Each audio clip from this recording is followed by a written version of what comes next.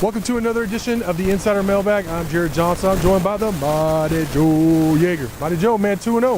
It's Houston week.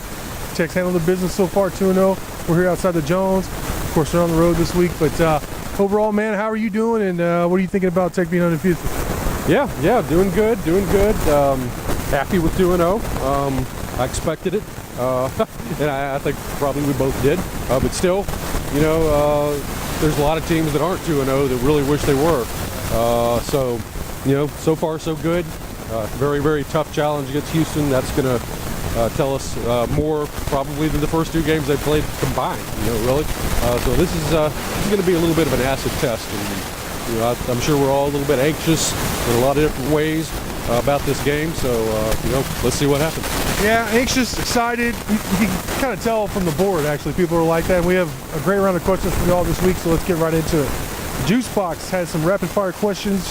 First one is, what was the most disappointing aspect of the Arizona State game? There's a lot of good that came out of it, but there were some concerns. What was your biggest concern coming out of it? Yeah, just a failure to close them out. They had a chance on 2 or 3 occasions to just put Arizona State out of their misery.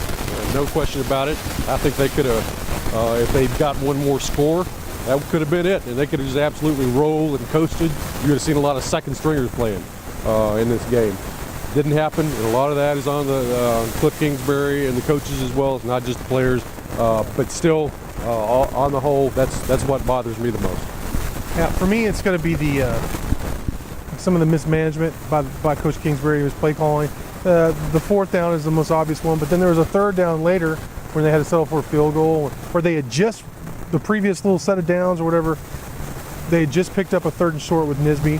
Why not go back to it? Instead, they play action. They have to settle for a field goal. And then later on, the one with Cantrell, where they throw a fade, where it just seemed like the obvious deal would be to run the ball there, make Arizona State use all their timeouts and run clock, or score, or just run, pick up the touchdown on the first run, and that's fine. That's what it is. But that was my biggest concern. That and the 4 straight touchdowns, that seemed awfully familiar. That was just, when they were rolling like that, it was just like that feeling of inevitability, which all Texas Tech fans know what I'm talking about there. That was unsettling. But of course, they came back. There was heroics, and they got it done on both sides of the ball. So that was good to see. So much for rapid fire. I can't help myself, Joe. All right, name a positive other than the pass. This is also from Juicebox. Name a positive other than the passing attack from the Arizona State game. Yeah, I really, for the most part, was encouraged with the play of the front guys on defense, the front 6, front 7. Yeah. A lot of guys had good games. Mike Thomas, Broderick Washington, Eli Howard, Tony Jones, Zach Barnes, Jordan Brooks. It looks like maybe they got some pieces up there this year. So. Again, it's just one game, and it's against kind of admittedly a shaky offensive line. Yeah. But, that's the only thing you got to go by. And based on that test, they look pretty good. So I was kind of encouraged by that. Yeah, I'm going to agree with you. To me, ultimately, the play of the 2 guys at defensive tackle, the 2 starters, really, a couple of guys came in there and helped you. But Mike Thomas and Broderick Washington, they were living in the backfield, especially first, second quarter, and then the 4th when it mattered the most. 3rd, and they still got some penetration. They still got put some pressure on Wilkins, but it wasn't working. So. All right, Joe, here's what really matters. Have you changed or are you going to keep the win-loss record season predictions since the Arizona State game? Yeah, I'm standing pat at 5-7. I really am. Could be prepared to change that depending on what happens in Houston. I would, actually, because I got that one as a loss. Yeah. So, but I'm holding steady right now. Yeah, I'm saying at 6-6, same thing. I predicted they'd win these first 2 games and then lose at Houston. So right now they're on schedule to win 6 games, in my opinion. All right, we have another round of rapid fire questions. These are from Red Raider KA. He said he saw Noah Jones suited up Saturday night. Any updates on how he's doing? No, he's been practicing, but he hadn't. He's still buried on the depth chart as far as I know. It is good he got to suit up, but I think he's a season away, or knock on wood, hopefully this doesn't happen, a series of injuries away from him seeing the field this season. All right, Ritter KA also asks, or says he didn't see Payne Sullins on the field suited up with the other QBs, but rather Colt Garrett. Anything going on there? Yeah, I posted on the board But yeah, Payne Solons is gone. And he was your critical 20, number 20. So I didn't bring it up. So, Buddy Joe, what do you think about that? No comment. Yeah, but he wasn't going to play. He was fourth string. So I think Payne Solons just, he left. He left the program. All right, Joe, you tackle this one. How do you feel about the nighttime whiteout in Lubbock? Does that bother you that they did the all white for a night game? Yeah. I mean, ordinarily I'm not too much on the, color coordination and the dictating the attire to the fans and everything. But I got to say, as I watched it on replay, watched it on TV, it looked very impressive. It did, didn't it? It really looked good. So, yeah, I got to give it to him on this one. It was all right. It was all right. I liked it. And the blackout for Oklahoma State's going to look even better, in my opinion. But I'm not one of these people who was like bothered by wearing white after Labor Day and stuff like that. Wearing white for a night game, that just doesn't bother me. Panther Cat wants to know about Bruffy. Is he going to play this game or next? And then, do you think Mason Reed will play more than Felton? Well, Bruffy, I honestly don't know. All I know is that he has been working out and been practicing since before the game last week. They still have been wanting to get his weight up and make sure he's ready. But all I know is I've been told it is either going to be this week or next week. I don't have a definitive answer for you. And even if I did, I probably shouldn't say that, honestly, somebody as important as a left tackle. Yeah. So if I'm working to get an update for you, and if I do, then what I'll do is just let everybody know either Thursday or Friday. Just send me a PM, and I'll do my best to get that information to you.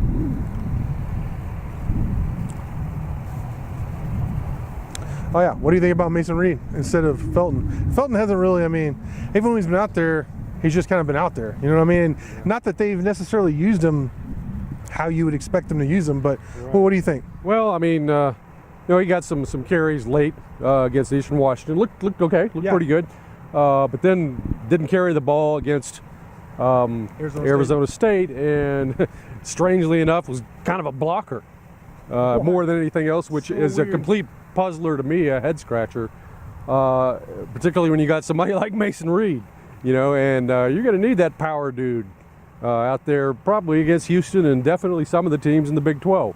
So, we've been crying for it and screaming for it and pulling our hair and rending our shirts and everything to get this guy out here and Nisby as well, and sort of, change things up a little bit and add some thump to the offense and to maybe improve the blocking on some of this. If you're going to go outside, you got to have somebody out there who can run interference.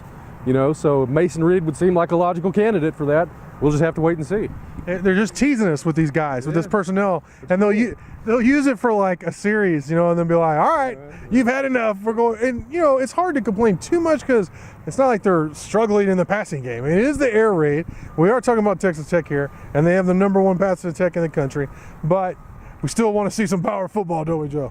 Sure. All right, DH Tech wants to know why, basically, Joe, the team looks so different. The offense looks so different in the first half where it's just lights out, seems unstoppable. And then in the second half, a lot of times they struggle, like they did against Arizona State. What's your thought on that? Yeah, well, I don't really think that Tech changed too much anything they were doing. But I think that possibly what Arizona State did is they started playing more zone. They started disguising their coverages and stuff a lot more in the second half, and they were disguising their fronts an awful lot. They were lining up 6, and then at the snap, drop 3 and rush 3, or they would have 5 up there and rush 3, and they were doing a lot of that stuff, and I think maybe it had a little bit of an effect on Tech's passing game. There's a little bit of confusion there, and that's about the best I can come up with on that. Easy D's 4s asks, Panazzolo had 3 punts for 118 yards and a long of 40. All punts were from a field position that allowed him to boom it down there. How much of a concern is this for you, Joe? Well, I've been a little bit underwhelmed so far by shotgun. I'm not going to lie about it, man.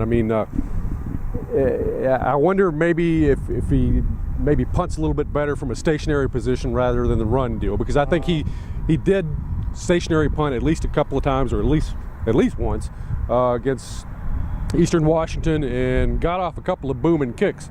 So I don't know if they're going to adjust whatever they're doing, but whatever they're doing isn't working all that great in my opinion. So it could be a little bit of a concern. I hear to me, he may be a little too much inside his head right now. I think he just needs a little more experience. I think the talent's there. I agree with both of y'all that it hadn't really shown yet, except for maybe 1 or 2 punts. But I do think it will be improved. I'm not making any guarantees this season about special teams like I did last year, but I think he'll come around, and I do think he'll be at least solid, if not a weapon for you. Another question from DH Tech. How do you pronounce the word, I'm going to say it, loge, as in we sat in the loge boxes at the game? That's how I pronounce it. Loge. I don't know. Is this some sort of inside joke I don't know about? I mean, I wonder if, like, he left the letters U and N out, so it's supposed to be lounge. I mean, it is loge seating. I've never heard that word before. Yeah. And I pride myself on my vocabulary. Oh, we all know, Joe. This hurts my pride, man. I don't know what loge is. So. Well, DH Tech, you've wanted to beat the Johnson. Now you stumped Jaeger. So, wow, with the vocab, loge. Yes, it's loge. All right. Speaking of all the players returning to their hometown in Houston this weekend, Texan wants to know if some of them are wanting to show out, and with so many of the coaches haven't been from Houston.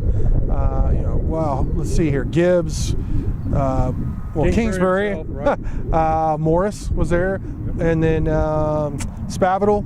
So that's at least 4. I think that's it. I mean, and maybe some of the support stuff. But with so many of them being from Houston, will that lessen kind of the home field advantage for the Cougars? What do you think? Well, you could have, a minor impact on that. I mean, you got a bunch of players there, and they're going to have their family and friends out there as well. There's going to be, I'm sure, quite a few Tech fans there. But so that'll help things. And of course, there's the familiarity. This isn't like a foreign planet or anything, an alien planet for these guys. But listen, at the end of the day, it's still going to be a hostile climate. They're really going to be out for blood. So it'll be a tough environment. But yeah, I mean, it may not be quite as bad as it ordinarily would be. A lot of the Houston fans, I know this is just message board smack talk, but a lot of them have been saying like, we're not. And this kind of makes me feel like confident for Texas Tech. That I hope maybe the players feel like this too. Because you mentioned, they're going to be out for blood. Well, a lot of the fans are acting like, Texas Tech, not a big deal. We beat OU and Louisville. Texas Tech's just not a big deal to us. Well, I guarantee you that Tech's not thinking about Houston like that. So you think there might be any psychological advantage for the Red Raiders in that way? And young coach now, obviously in Applewhite. So as far as getting your team ready, ready to play. Yeah, that surprises me a little bit to hear that. I hadn't known that. Yeah, I mean, if that's trickling down through their players and coaches, and they go in overlooking Tech or underestimating Tech or treating Tech like just, like they're rice or something, then Tech will walk out of there with a win. Tech's more than capable of beating these guys. I mean, they better not have that mindset or they're going to be in trouble. That's my hope, kind of like where Tech had something cooked up and we thought it was going to be like the Power Eye or, the Nisby Wildcat. That's my hope anyways. That's my, what I've cooked up in my own head.